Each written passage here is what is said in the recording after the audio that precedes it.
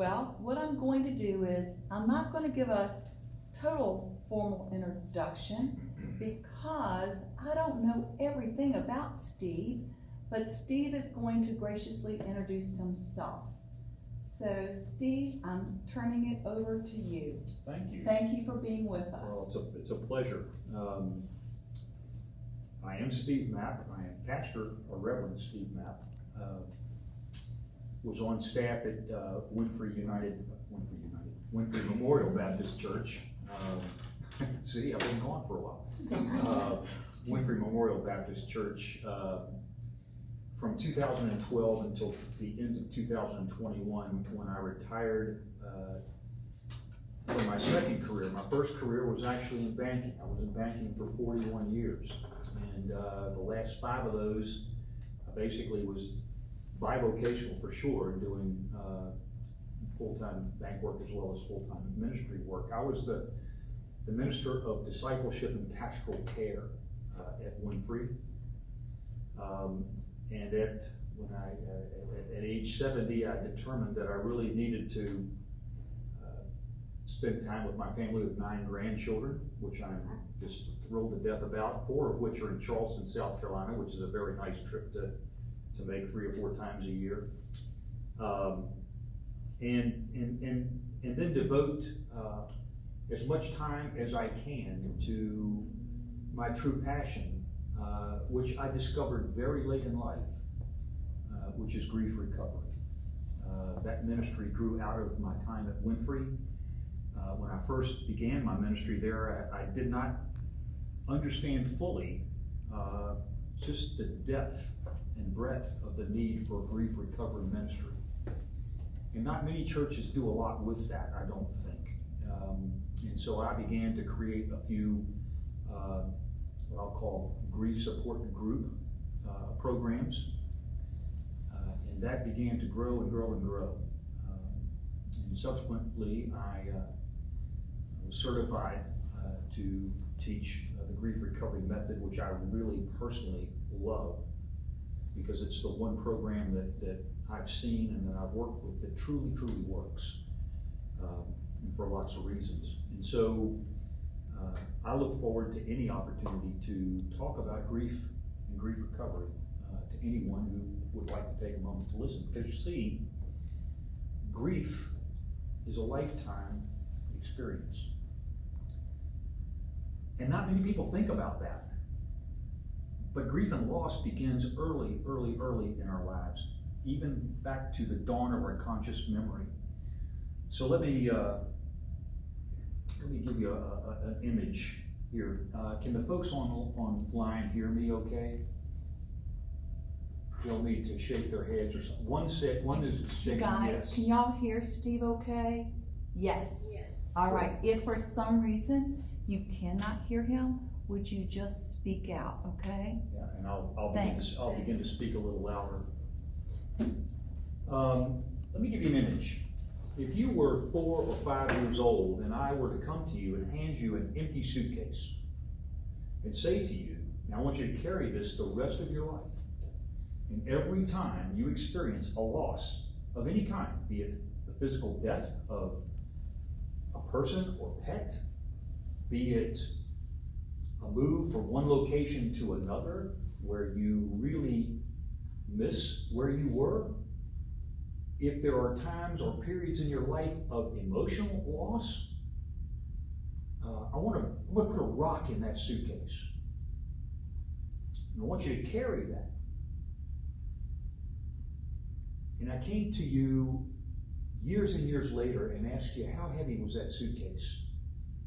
You'd probably say, it's very heavy, because no one told me how to take the rocks out when they got put in. Grief is cumulative and it's negative. Now I can take you back to when I was 5 years old, and my Uncle Shorty on the Eastern Shore died. Now Uncle Shorty was 6'7". His wife Hallie was 4'8". So it was fun as a little boy to watch them together. But Shorty passed away. And so in those days, there was no Bay Bridge Tunnel. So we took ferry boats back and forth across from Newport News, which is where I'm from, over to the Eastern Shore, and then drove the car on up, Route 13 to Belhaven where they were. And at 5 years old, 6 years old, I had no concept of what loss was. But to go into their house and to see her laying on the lounge, Chase lounge, just weeping, and her adult son kneeling at her side trying to comfort her. And I remember vividly my mom and my dad saying to me, and I had a brother Tommy, and he said to me, shh, shh, shh, don't say anything, just be quiet. We don't want to disturb Allie because she's very sad. And that was it. That's the messaging that I got, which is this great mystery. The next day I couldn't go to the funeral. I was too young. And so I watched the funeral service, the cars and the hearse go by. And I remember just not knowing anything about it except that Uncle Shorty died. And that was my first experience with a physical loss. But over the course of my years, I experienced so many different kinds of losses. When we moved from Newport News to Richmond, yes, I was excited because they had 7-story buildings here. Newport News did not have 7-story buildings. They may have 2, but not 7. Miller Road's Tallheimers at Christmas, you all know what I'm talking about, okay? And that was an exciting time. New friends, starting 5th grade, really just a wonderful. But what I left behind was my normal practice with my family of going to my cousins who were from the Mennonite colony for dinner every Sunday. Now, if you know the Mennonite tradition, most, if not all, of the women are taught very young how to bake. And the smells from the breads and the pies and the cakes, when you walk into a house, whoa, it lifts you up. And I mean, it's wonderful. And so every Sunday, we would drive from the city, Newport News, to the country, have dinner with all of my relatives out there. I'd go play in this open field for like 2 hours in the afternoon. Then we'd come back in for more pie and more cakes and singing hymns around the piano. So when I moved from Newport News to Richmond, guess what I lost? Culture. Yeah, I lost a pattern of behavior, right? Yeah, I'm excited to be in Richmond, but at the same time, there's this loss. And if you were to ask me today what was my favorite part of my childhood, I would tell you it was Sunday afternoons at my cousin's house. And so I say to you that over the course of our lives, losses are cumulative and they're negative, especially if we're not given the tools to work through our grief. Grief is totally emotional. There's nothing intellectual about it. Totally emotional. But isn't it funny? Culture, society tries to intellectualize it for us, right? Oh, he's in a better place. When we had a miscarriage after 2 children, don't worry, you've got 2 other children, and you can have more. Now that's intellectually true, but emotionally, is that what I wanted to hear? No, we were mourning. And so all the way through your life, just think back through your own life and think about the number of times that there were emotional losses for you, either through physical loss of a person or pet or friend, or an experience. I loved my high school years. Wouldn't trade it for all the tea in China. Would go back in a New York minute if I could. But I worked with a number of people when I said that, looked at me with tears in their eyes and said, I hated my high school experience. It was horrible. We don't want that for children as they grow, right? We want them to have a wonderful high school experience. And so when it doesn't happen, that's an emotional loss. And unless you've got the tools to work through that, it's going to accumulate. You're going to carry it in that suitcase with you.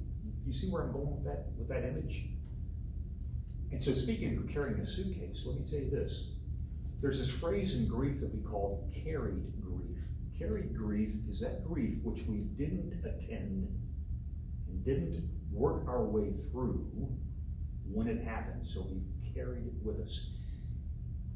And I will tell you, it's completely likely that as we get older and experience a significant loss, that loss becomes even greater because of the cumulative negative effect of the losses that we've had before. It's an amazing thing that happens. And so I say, grief and loss begin early in our lives, and we experience it all through our lives. But I'll say this too. Society and culture doesn't do grief well. We don't talk about it, right? I mean,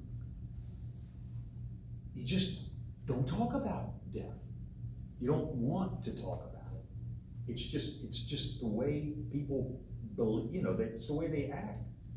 They just don't want to talk about it, and so they don't, which makes it hard on us. The other thing that I'll say to you that doesn't help us is that we typically learn by those before us. I first experienced grief through my parents.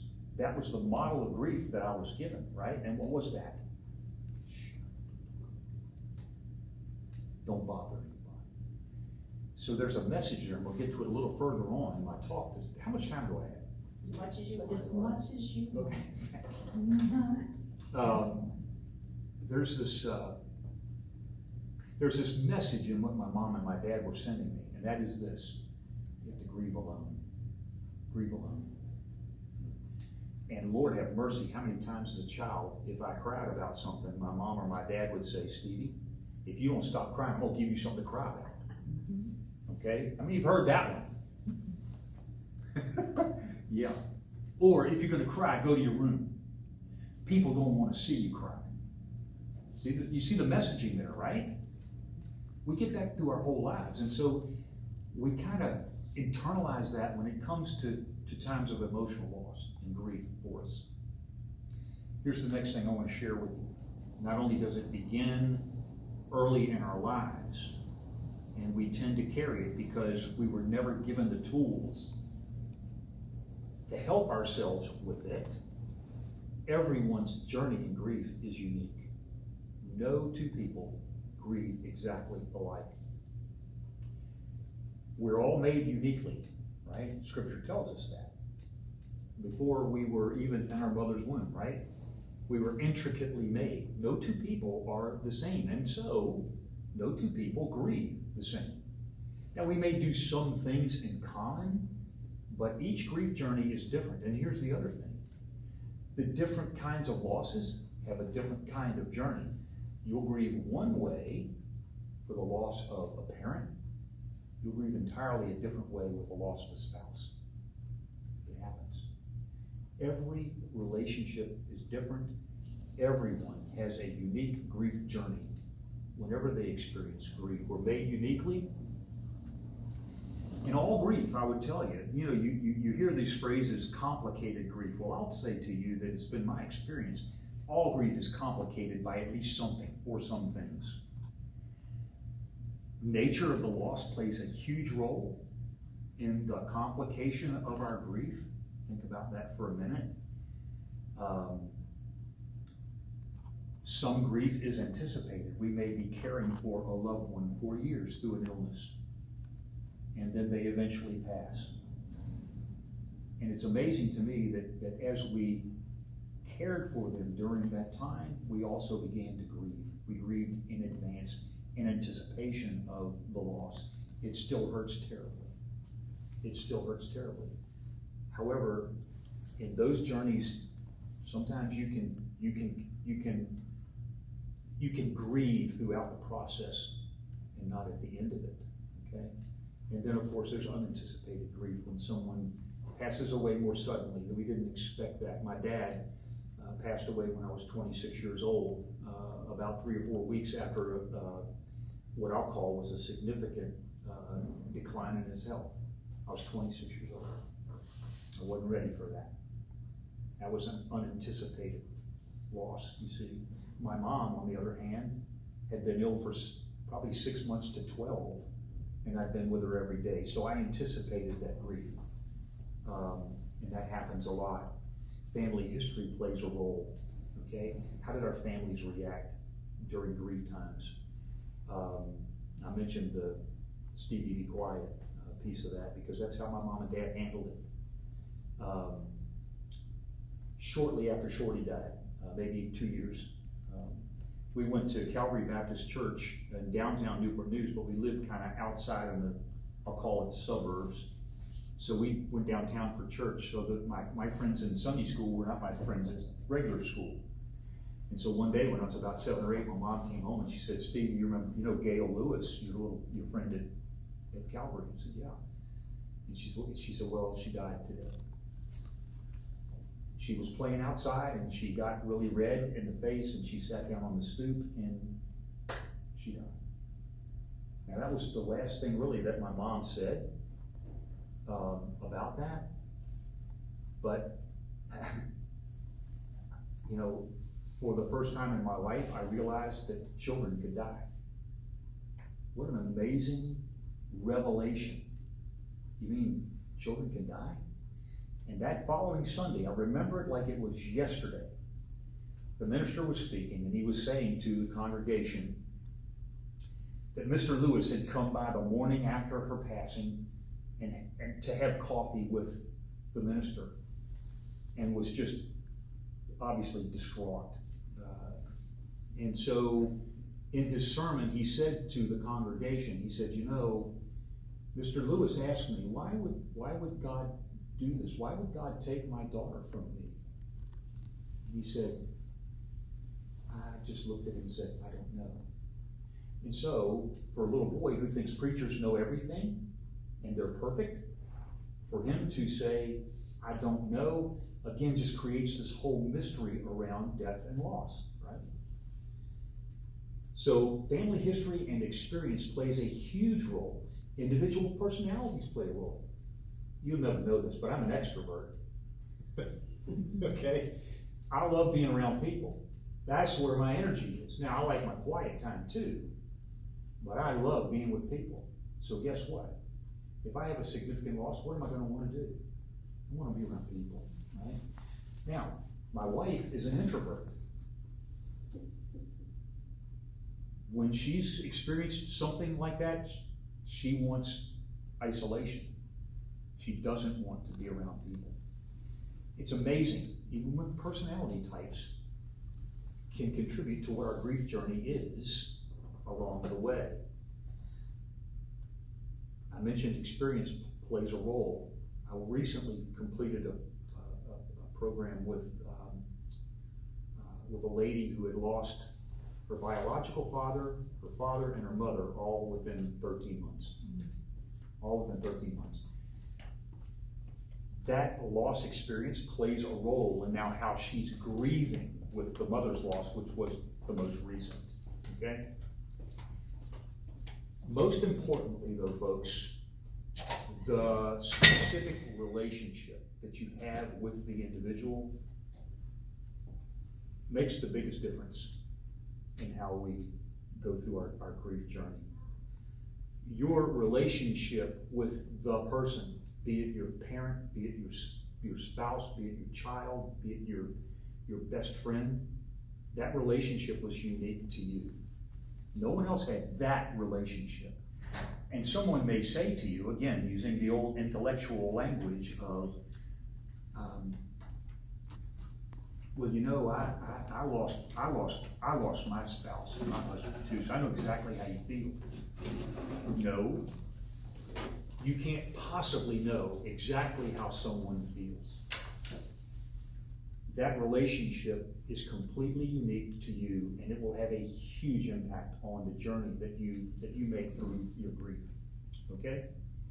So, grief is an individual journey. It begins early on in our lives, very early. So it's important that when you do experience a loss, that you maybe think about some realistic expectations. Here's one.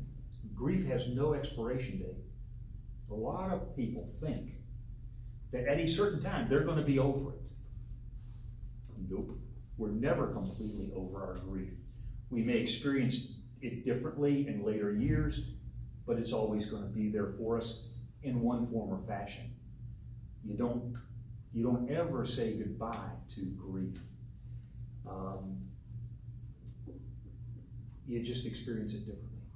So there's no set formula. There is no one size fits all. And for most people, grief ebbs and flows, but it never goes completely away. There are these things I often refer to as grief outbursts. 2 years, 3 years after my mom passed away, my wife was riding down the road and she heard this Josh Groban song, A Breath Away. And it was just this beautiful song about him singing about just being a breath away from the one he lost. So she brings that CD home to me. She says, Steve, I want you to listen to this. And when she played it, guess what? Tears flooded out. 2-3 years later. I call those love outbursts, not grief outbursts, because they do reflect the love that we had in the relationship, right? Now, Elizabeth Kubler-Ross, who did tremendous work on folks who were terminally ill and had received those diagnoses, she also works with who I think is probably the most well-known grief expert out there, David Kessler. And Kubler-Ross, before she passed away, did a lot of work with Kessler. But she said this: the reality is that you will grieve forever. You will never get over the loss of a loved one. You will learn to live with it. You will heal to the pain of that loss, and you will rebuild yourself around the loss you've suffered. You will be whole again, but you'll never be the same. You'll always be different than. Okay? Very true. And those are realistic expectations whenever we have any loss, but certainly what I'll call the significant losses in our lives. So, what we've talked about so far, grief begins at the dawn of our conscious memories. Everyone goes on their own individual journey with it. We need to understand that there are realistic expectations with all of it. And we'll say that grief comes in many shapes and sizes. It could occur over the loss of a friend, a relationship. It could occur with our resources. You know, if I lost a house, if I lost significant savings that I was planning to retire with, and something went wrong or I had to use, that's a loss, right? It's a resource that's been lost. Think of the number of times we watch the news on TV and we see the flooding that occurs out and maybe in the Midwest or tornadoes, and in a moment, houses gone, businesses gone. Those are huge losses. And then there's the loss of our faculties. I gotta tell you, this old gray mare ain't what it used to be, okay? My right knee is not my right knee anymore, okay? That went away with the surgeon. I got some metal stuff in there that I'm getting used to. And that's just a little teeny example of a faculty, my physical ability to do some things. Thankfully, I'm starting to play golf again, which, yay. But what about our memories? What about the ability to remember, to think, to recognize? Especially as we age, and now we see out there that signs of dementia and Alzheimer's are happening at earlier ages. People are beginning to look at younger ages to whether they're going to have that problem or not. It's hard. It's a loss. So whenever we lose any faculty that we had, wow. So there are many shapes and sizes to grief. 7, I love this. It's interesting. 7, I call them 7 primary catalysts for grief. Death, disease, dementia, divorce, destruction, and distance. I call them the 7 Ds of grief. And you can pretty much take just about any form of loss and put it under one of those 7 categories, if you will. I talk about distance. My best friend in high school, when we graduated, and college, when we graduated from college, moved to Cincinnati. I've seen him twice maybe in 50 years.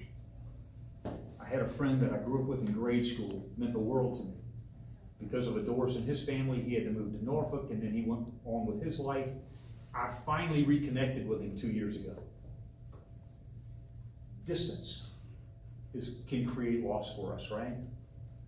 And research has identified over 40 types of losses that people can grieve over during their lives. 40. We don't stop to think about it, do we? Because they don't talk about it. So let me give you a few definitions of grief. I have two that I really love. Here's the first one. The normal but bewildering cluster of ordinary human emotions arising in response to a significant loss, intensified and complicated by the relationship to the person or the object lost. Now that's a long definition, but it's a good one. Notice the first word, normal. Most people in grief, because they're crying all the time, they can't seem to stop the crying, or they think they're crazy. No, they're normal. They're normal.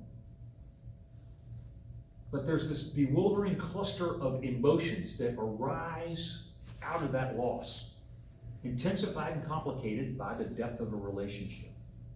So that's one. Here's the other one that I love, and it's close to it. So what the one I love. Grief is the normal, _normal, and natural, _natural reaction to loss of any kind. Grief is the conflicting feelings caused by the end of or change in a familiar and important pattern of behavior. When I left Newport News and came to Richmond, what stopped? A pattern of behavior that was important to me. My wife and I will celebrate our 48th anniversary this November, if she can hang on that long to me. I mean, she may ask me to leave before then, but I don't think so. If she's put up with me for 47 years, she might make it another one. But think of the pattern of behavior that we've created together. And so many of you who have been married for some time. There's this pattern of behavior, right? It's a we thing. And we do life a certain way, right? And all of a sudden, if one goes, that pattern of behavior has completely stopped. So a change of a particular pattern of behavior certainly is a part of the grief, what I'll call the definition of grief that I really think is the best I've ever heard and the most accurate. But we're not equipped to deal with it. We tend to fall back on whatever information that we've been given and learned in the past. Most of us were socialized incorrectly. I've mentioned that before. But we need to realize, of course, that no one intentionally hands down bad advice, right, or information. And when we're in grief, we have to always remember there's nothing wrong with you. Nothing wrong with you. It's because of a lack of correct information or the tools to pull those rocks back out of the suitcase. And you know, it's a funny thing what we do because we're not equipped. We do what I affectionately call Academy Award performances. I know I'm going into a room and they know that I've had a loss, right? So I intuitively know they don't want to see me cry. That's going to make them uncomfortable. So what do? Suck it up, buttercup. I force myself to do what? Stow it, right? I don't want to share what's going on, the duck feet under the water thing, okay?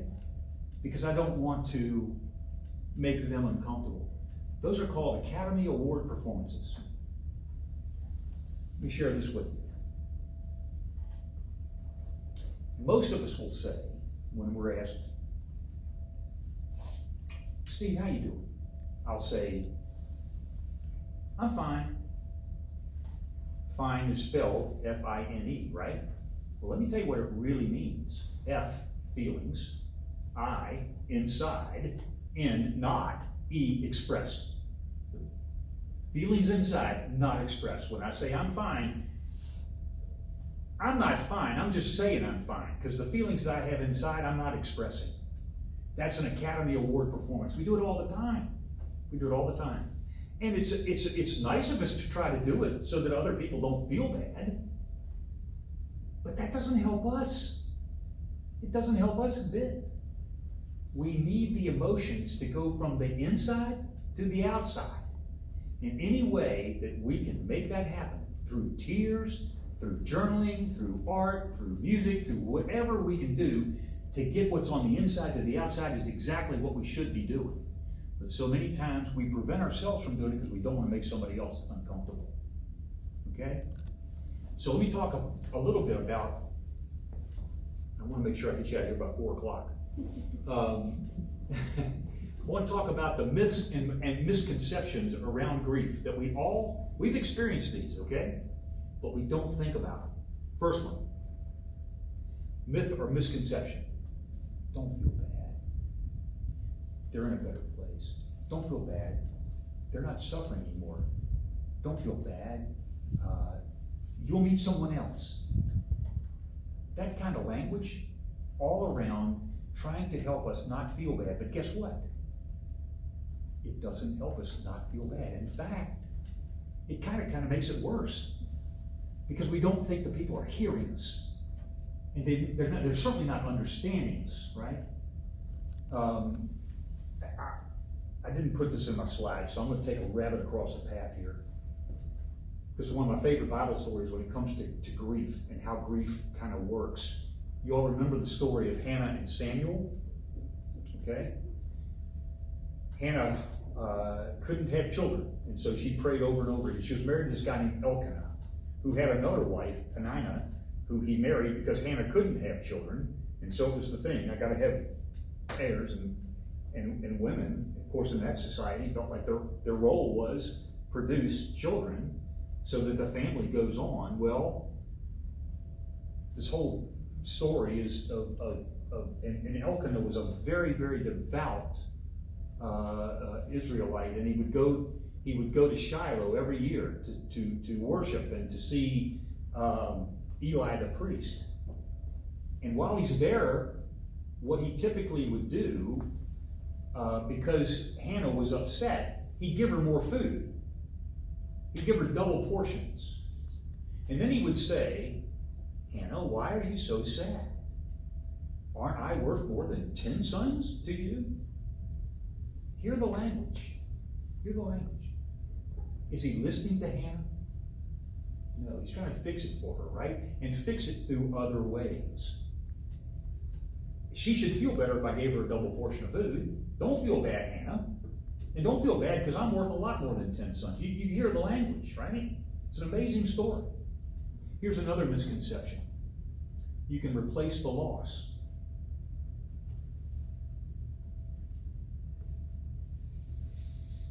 How true is that? Maybe. Now, let's go a little further with that. Now, this is fun. Go ahead. Talk more to that. Maybe. Well, depends on your age. Okay. Childbearing age. Okay. In the case of a woman. Yeah. Depends on whether you're going to miscarriage again, if that was the issue, or whether you're even able.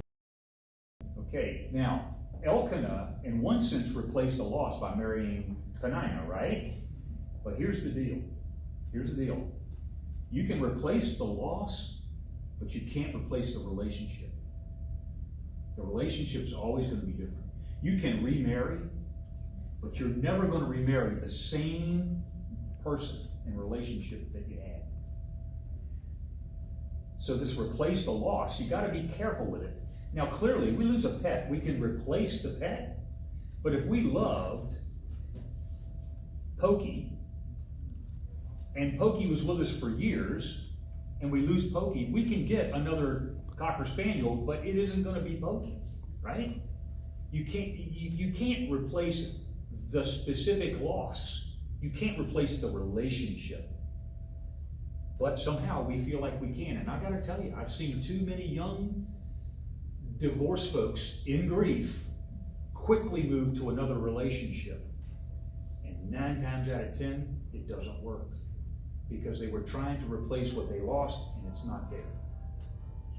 It's very interesting. Another one, I mentioned earlier, grieve alone.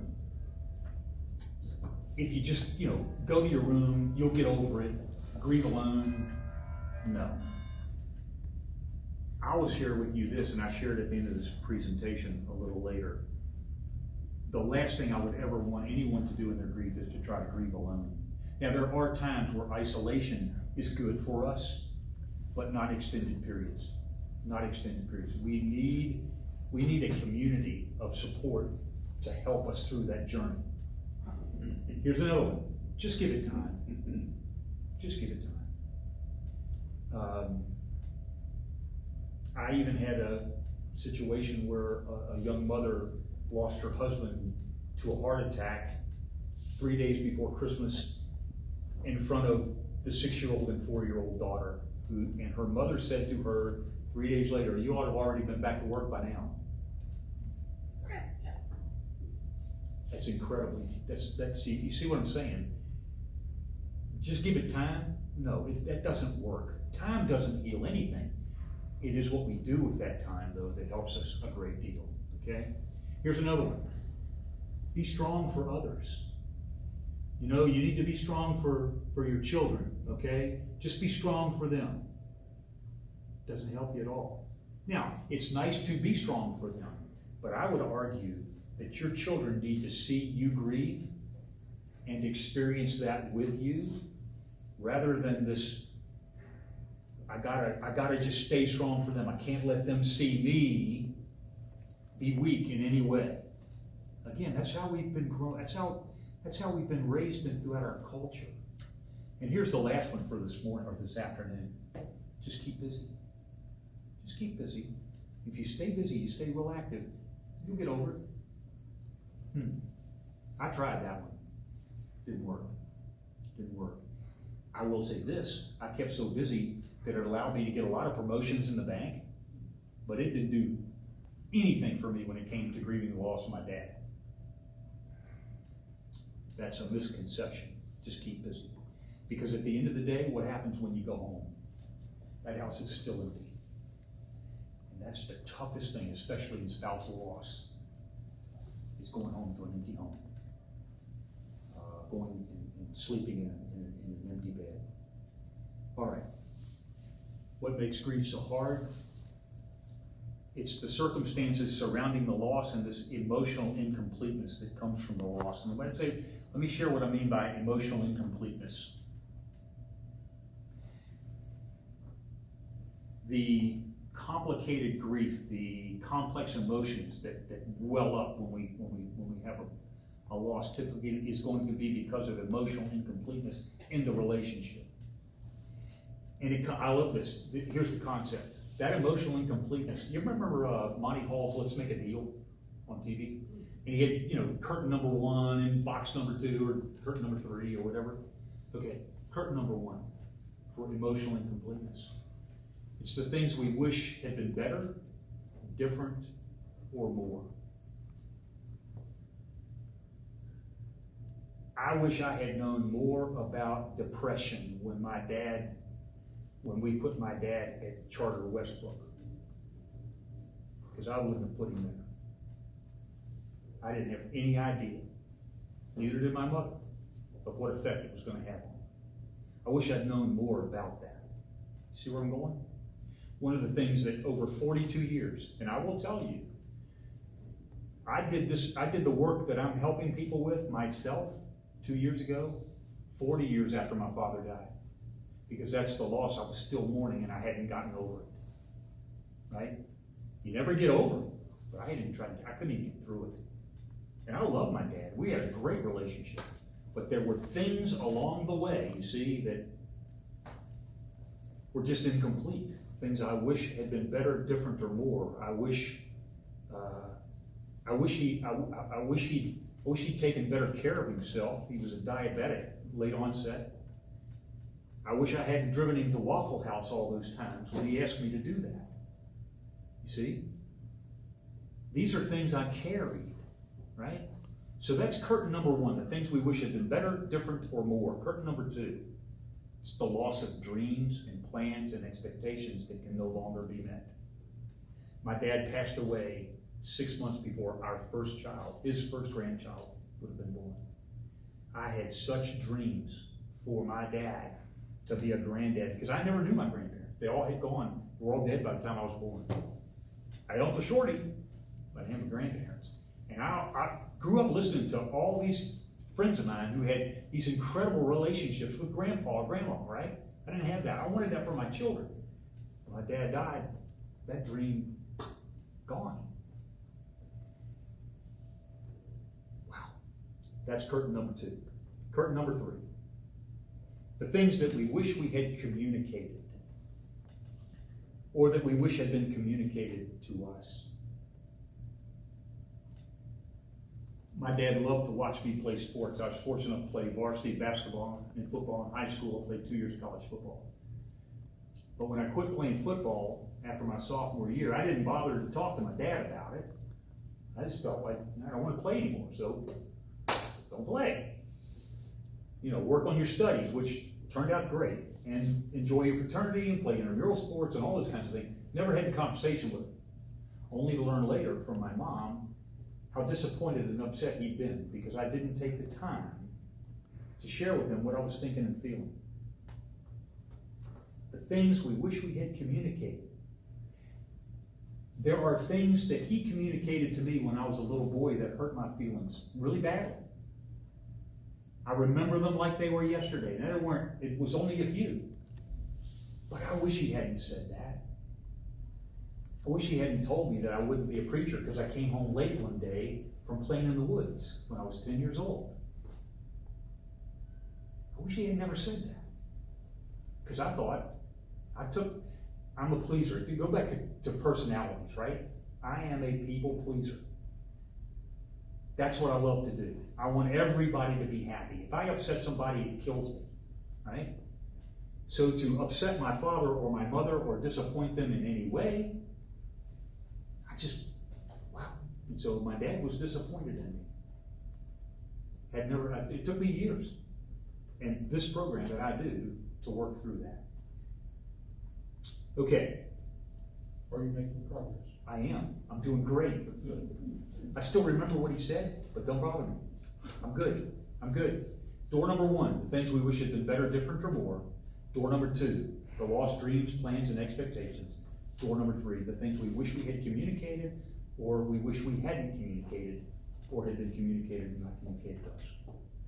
Those three doors, pretty much everything we struggle with inside with a loss is going to be found in one or more of those three doors. Okay. Here's another point that I would make. Each and every one of us is accountable for our own healing. I can't heal your grief for you. I can't do it. Now I can walk with you through it. I can share some things, some tools, and some wisdom and experience, but I can't heal your grief. Only you can do that. We have to make a commitment, if you will, to heal. And when I say heal, what I mean is this. We're never going to get over our grief. What we try to do is heal to the pain of the loss. If we can heal to the pain of the loss, then we can carry that loss forward in a lot more meaningful ways and find our purpose and new life that's different, much better, much brighter.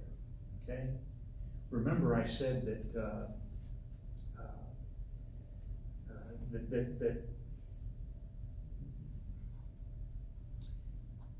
we have to take meaningful steps forward. Now, here's some of the things that we do. We will often kind of try to help ourselves by doing these things that are called short-term energy-relieving behaviors. That might mean isolation. I'm just going to go into isolation because that's where I'm comfortable. okay? But you can't stay there. It doesn't heal you. Some people turn to food. What they love to eat, it makes them feel good. I gotta tell you, this gelati celesti place up here, Just Ask, the Just Ask ice, give that to me. Because boy, when I'm eating that, I'm feeling awfully good.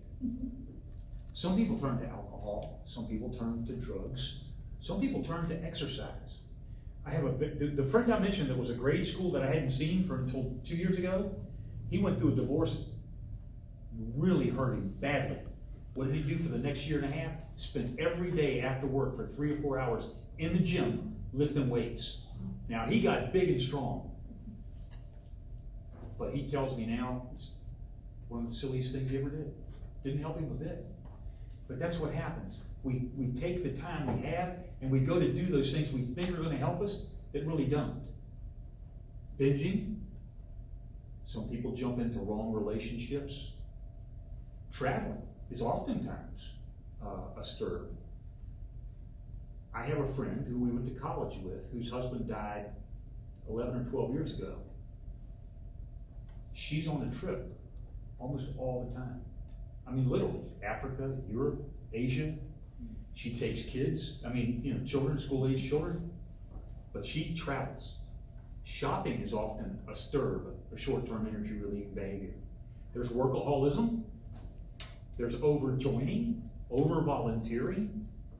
There's thrill-seeking. I met somebody once who spent the next 2 years going to every amusement park he could go to. Just riding roller coasters, just for the thrill of it, right? Some people jump out of airplanes with a parachute. And body art, tattoo, gambling is another one. These are short-term energy-relieving behaviors, things we turn to relieve ourselves of the pain, but they're short-term. They don't last. They don't help us heal to the pain of our loss. So we need to be aware of that. So recovery is a series of choices. It's not the experience of a devastating loss that defines us, it's the response to that loss. The response will impact greatly the quality and the direction and the impact of our lives. And it's all about the choices we make. If I had a flat tire, the one thing that doesn't work is me pulling out a lawn chair out of the trunk and sitting down beside the flat tire waiting for it to fill up with air. I got to pull the crowbar out, the flat, well, of course I call it AAA, but you know how it used to be. We'd pull out the stuff and fix the tire. We took action. And Academy Award recoveries are the masks that we often wear. So I'm saying all these things to you today to just try to help you sense. So everyone in this room has experienced losses, some of them devastating. And so as I bring these things about, I'm sure a lot of it comes to your own minds, but we have to be aware of all of these things that's just the nature of grief and how people react. So let's complete what's incomplete, these emotional incompletenesses. Grief is the hardest work. I've said this over and over for the past 7 years, it's true. Grief is the hardest work we'll ever do. It's the hardest work you'll ever do. When you lose somebody that you love so deeply, grief work is the hardest work you're going to do. And often we leave the work unfinished. We try to avoid it. We try to stick on it. We try to run the other way. It doesn't work. In one of the programs that I taught, I made this analogy. If there's somebody that you don't really like a whole lot, and you guys are walking down the street in opposite directions, but toward each other, and you see that person, and you say, oh boy, I don't want that confrontation. What's the first thing we do? We duck into an alley or into a store and try to get behind something that they'll pass by, right? Because we don't want that. That's often how we try to handle our grief. It doesn't work.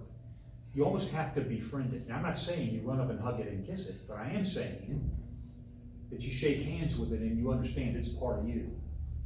It's a part of you you cannot ignore. And so you may as well embrace it and set your expectations and your goals of moving through it. Making the journey through grief requires that we complete as best as possible what is emotionally incomplete. And the grief recovery method that I've talked about, that I've worked with, that I love so much, is the one method that I've found that gives you actual tools to complete the emotional incompleteness through different action steps that we can take. And the first one we do is we create a loss history graph. We start back from the dawn of our conscious memory. We put down everything that was a loss for us, either physical or emotional, anything that upset us emotionally, we put down there. And we put lines, get this horizontal line, and from that line, the losses go down, and what we do is we look at, okay, what's the most intensive loss that I experienced? Well, for me, it was my dad. Now, I lost my mom. I lost my dad when I was 26. I lost my mom when I was 50. Did I grieve her loss? Absolutely. She's the best thing ever happened to me. But I was far more able to make it through my grief journey with her, because so much was complete and not incomplete. I had incompleteness with my dad. I didn't have any with my mom. I lost my brother 3 years ago to a glioblastoma. He was my older brother. I don't have any more brothers.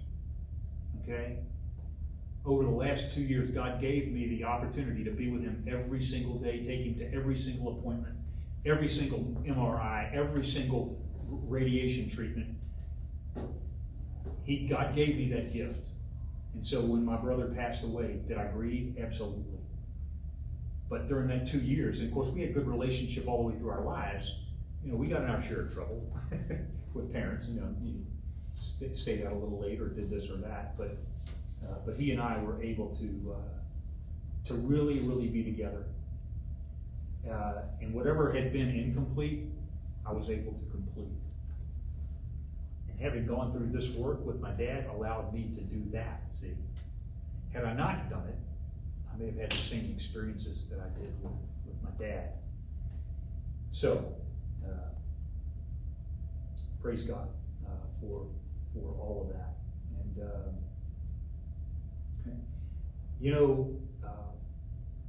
I'll share this story with you that I wish, the things we wish we had communicated or had not been communicated. During the last 2 years of my brother's life, he didn't go to college. I went to college. I got a master's in business administration. I had a great career in the bank. I got a master's in divinity, and he got to hear me preach. And I'll never forget this. The last 2 years, he would always say to me, Steve, I wish I could have been better. I wish I could have been better. I can't count the number of times I said, Tommy, I don't know how you could have been better. You're a great big brother. I couldn't ask for more. But somehow he's really struggled with, you see where I'm going here? He never got a chance to complete that incompleteness. And he left me a note before he passed away, and his wife gave it to me. She died 4 months later, broken heart. He left me a note, and she called me one day and she said, Tommy left you a note. So I opened the note. You know what it said? Steve, I wish I could have been better. Now I'm going to carry that with me the rest of my life, right? But since then, I've done some work, if you will, to try to complete that incompleteness that came from the things. I wish he hadn't said that. I wish that hadn't been communicated. But it was. And what do? I carry it. You see, unless I've got a tool to help me, I'm going to carry it. And that's what happens in grief with this emotional incompleteness. So, it's 2 o'clock. First of all, thank you for just being patient with me for an hour and allowing me to share these things with you. But I would love if you have questions or thoughts or anything. Yeah. 2 things you did not mention. They're simple. Talk about the person. Mm-hmm. I find that something that I would recommend. Oh yeah. Bring up their names as in a natural conversation don't go around their name. Mhm. It has to do with Academy Award performances, see? That's something we'll do. Won't mention the name, we won't tell the stories. So this past Saturday, I had an opportunity to participate in a funeral at Winfrey. We lost one of our dear friends, Sam Hall. And in my invocation prayer, God, may this family continue to tell his stories over and over again. Over and over and over. Never let the story stop. Because when they do, what happens? He's gone. He's gone. And we want to carry them with us in the right way, right? So tell the story. I don't care if they don't want to hear it. Tell it anyway. And the second thing is have pictures displayed. Mm-hmm. You see that in so many memorial services and so many funeral homes, right? So in the grief group I do called Understanding Your Grief, I ask everyone to bring pictures and to share those with everybody. It's very healing. It's very healing. But see, those are action steps that we take. It's not, we don't, the thing we shouldn't do is avoid doing those things because it doesn't help us heal to the pain of a loss. Great 2 points. Thank you. Yeah. Great 2 Thing points. that brings the pictures to mind is on our refrigerator. This is my wife, by the way, Steve. Yes. Steve. I know she came in and she smiled and I recognize that smile. Well, on her refrigerator, our refrigerator, we have pictures of our dog, which is deceased. Mm-hmm. And it speaks to me if I have the wherewithal to look at the freezer section of side-by-side refrigerator. And it helps in the healing process of losing the dog. Yeah, sure does. As you said, So, I think pictures are healing. And over at Chesterfield Meadows, out on Charter Colony, Chesterfield Meadows, they have a, upstairs. And so when people are on the staircase coming down or going up to their rooms, to the dining hall or whatever, they've got individual portraits of their lost spouses. And one of our Winfrey members, who's now passed away, was living there and she lost her husband and her husband's picture was there. And so she said, on many of my visits with her, she said, on my way down to breakfast this morning, I stopped and talked to Alton. His fairy heart, Alton Mark. And so, pictures are very healing, no doubt about it. How about other thoughts or questions? And I don't know whether anybody online has any or not. You guys were really patient too out there. Is there any questions, comments from anybody? Go, Dottie. Did you were talking about the workshop or something, the brief workshops? Yes. Are you the one that designed that workbook and stuff? I went to a brief workshop one time, and they had a workbook and all this stuff, it was like 6 weeks. No, I didn't. I've designed several programs, but I haven't designed any workbooks out of that. That's most likely, there's a program out there called Grief Share. That's I think about a 6-week program that does have a workbook that goes with it. I think that might be what you might be referring to. Yeah. It was helpful too. Oh, I'm glad. I'm very glad. That leads to one of my closing comments is find a support program that's right for you, either individual or group. They are available, and don't get discouraged if the first one you try doesn't help you, okay? There are other ones out there. Don't give up on that. And then find a few folks that will allow you to grieve in your way. You see, the thing we don't want people to do to us is to pull us through our grief or to push us through it. What we want is for them to walk right by our side and let us grieve the way we need to grieve. We grieve uniquely, and finding those few folks that really get that and allow you to do it, it's just an incredible support. And again, don't go it alone. Don't try to go it alone. I will also say that over the years I've found that their church communities and Bible study groups and church communities are just invaluable in supporting us through our grief journey. I don't know of too many people that I've worked with over the last 5 years. I've worked literally with several hundred that have not said something like, I don't know how anybody got through this without their faith. I don't know how anybody got through this without their church. And it's very true, I think. So, thank you for your comment. Was there more questions? Were there more? Yeah. Were there more questions by anybody online? Comments? Thank you for your patience. I appreciate it. Thank you, it was a great presentation, thank you. Thank you. You know, Steve, Thank you so much, it was wonderful. You're very welcome. someone made a comment, Steve, and I might be stepping outside of my boundaries, but Joan had made a comment, we really need part 2. If this was, I'm not really sure how to best describe it. It was so full of education. It was so full of sharings. Oh, thank you. And I feel very confident that everybody here was touched by it.